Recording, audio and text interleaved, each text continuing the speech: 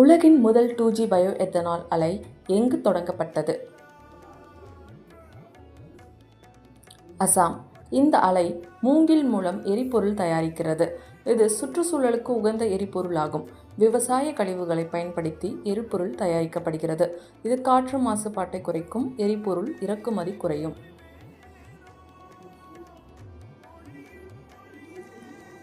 அசாம் மாநிலம் எந்த சமூகத்திற்கு 3% ஒதுக்கீட்டை வழங்கியது? தேயிலை தொழிலாளர் சமூகங்கள். அசாம் அரசு தேயிலை தொழிலாளர் சமூகங்களுக்கு 3% இட ஒதுக்கீடை வழங்கியுள்ளது.